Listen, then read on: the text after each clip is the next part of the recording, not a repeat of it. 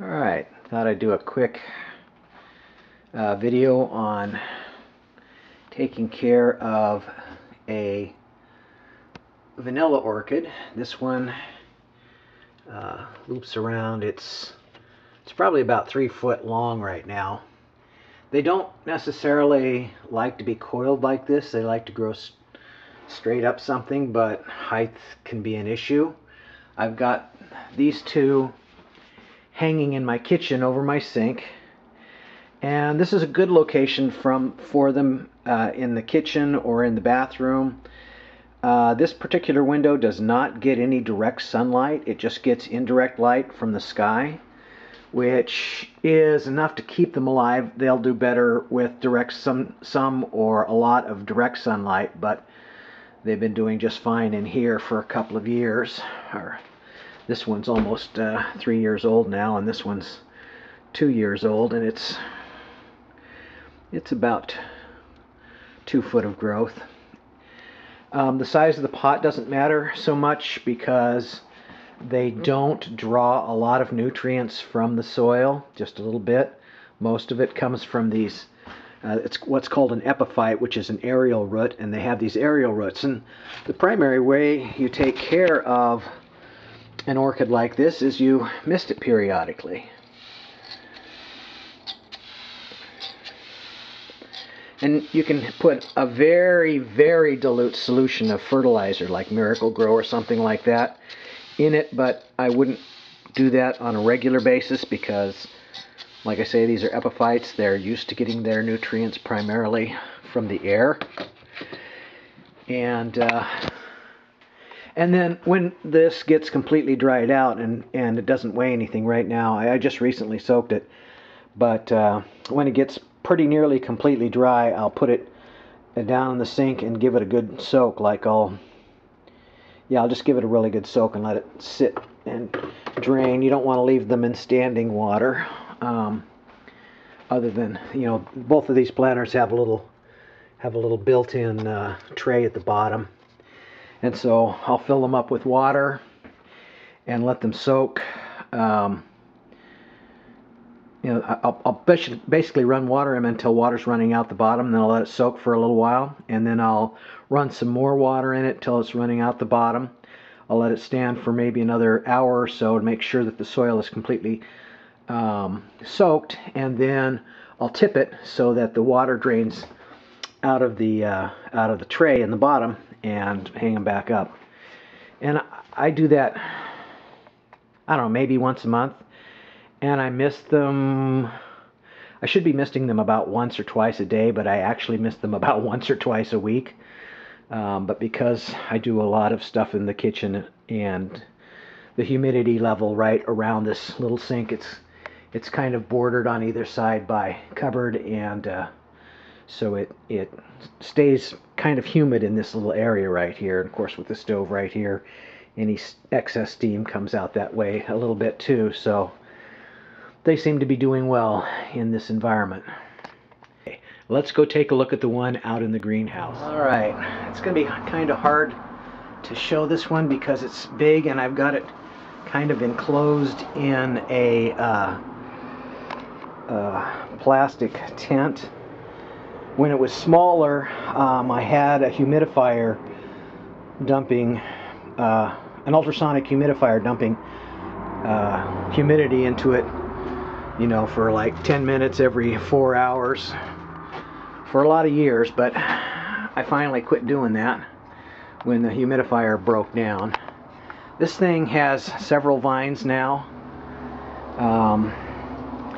and they go up over the top and hang down. Altogether, I'd say they're it's 3 foot up to here, and 3 foot up to the top, and so it hangs down another 3 foot. So these vines are about 6 feet long, these two. And there's some others in here that have kind of wrapped around, and I don't know where this one's going. Yeah, there's little vines, and I was kind of wrapping them around things. And I've cut it a lot of times. The other two you saw, and a couple other ones I have sold or given away were cuttings off of this. And if you want to take a cutting, all you need is you know, 1 or 2 roots worth, and then like I would cut this vine if I was going to take a cutting. I would cut it right behind this 3rd root, and I would cut this leaf off and just kind of set this just barely under the soil, and just missed it a lot. And it doesn't take them terribly long to get going. And what I did here, let me show you this, is I planted a wooden pole, and it's set in rock in the bottom, and then there's the ideal soil blend that I have a video on in here with perlite and peat moss. You can see there's how well you can see. Let me turn on the light here. There we go. So there's a root, one of the roots here, but there's actually now 2 or 3 roots, some of which are, that one's, yeah, this whole thing is probably filled with root now, but it doesn't take a lot of nutrients from the soil. It gets most of it. As you can see, these leaves down here, they're small, but these were, this was an originally, if this is the original cutting, was just a piece. This is just maybe a ½ inch longer down below into the ground, and has a root running out of it. And yeah, and so this was the new growth, and you can see for the first year or so these leaves were very small, and as it grew, the leaves got bigger, and now I have some leaves that are closer to full size. I still don't have any really big leaves. On a full-size plant, the leaves would be almost twice the size of this. But my greenhouse is in a shaded location, so it doesn't get near the level of direct sunlight that it needs to really get big and to produce flowers. I've not gotten any flowers off of this, although it's almost big enough now that I could, you know, next summer, if I were still here, I would probably start to get blossoms off of this. So, see if I can get back and show more of this. It really is quite huge. Yeah. And it's in probably about a 3-gallon container.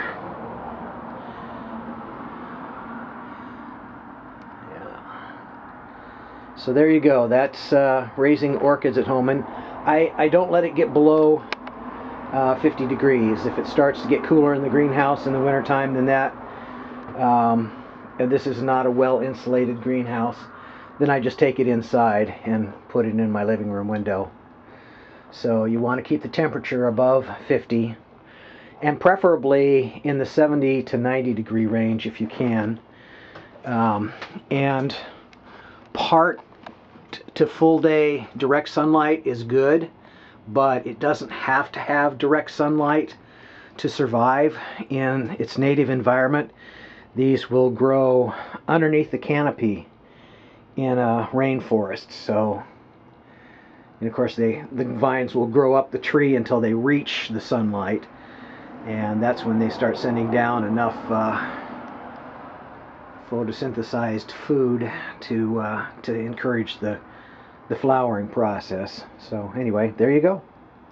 Alright, another detail I thought I would cover real quick is these roots are less for nutrient gathering, although they take moisture and maybe some nutrients in, but they attach themselves to surfaces for to enable the orchid to climb and to hold on to things. This little tiny nub of a root, let's see if I can get the lens on it here. There, right there. That little nub of a root is anchoring this vine pretty thoroughly. I mean, I'm not going to try and pull it off because you can break it loose relatively easily, but it will. See, I think this one has a root somewhere. Yeah, you can't really see it, but behind this leaf here, Yeah, there's one that's kind of gone into the crack, and it's got a good grip. And these roots touch anything that's wet, and they will adhere to it. This is, well, I guess that's not as hit. This one's floating, but this one's well attached. So yeah, you want to provide places for these aerial roots to attach.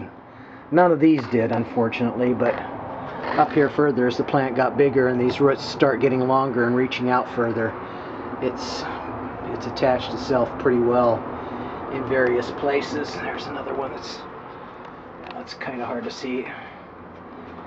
Anyway, yeah, so these are pieces of cork that I glued to a 2x2 stake, or piece of wood.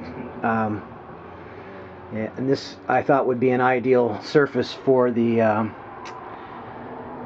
roots to adhere to, and it's worked out pretty well. But I've got roots. Let me see if I can spin this around here. Roots that have attached to the post itself. Oh. Yeah, here we go, over here. Oh, that one's not attached. This one's attached. So you can see that that one has attached to the actual post. And this one hasn't attached to anything yet, but you can bet it will if I keep misting it. It's that's one of the important factors in getting things to attach and to helping it grow, is to give it a good misting periodically. This one, unfortunately, gets less care than my others. I think I probably give this a good soak about once a month, maybe twice a month if I think about it. And I should be doing it every day. When I had the humidifier in here, it grew fast and it did well, but it's still growing pretty rapidly. This vanilla orchid is approximately, let's see, got it in I got it in 2000? No, 2010. I got this, I think, in 2009 or 2010. So it's 4 years old, and I've taken several cuttings from it, where I've cut off the end of the vine and started new orchids. So yeah, it's doing pretty good, I guess.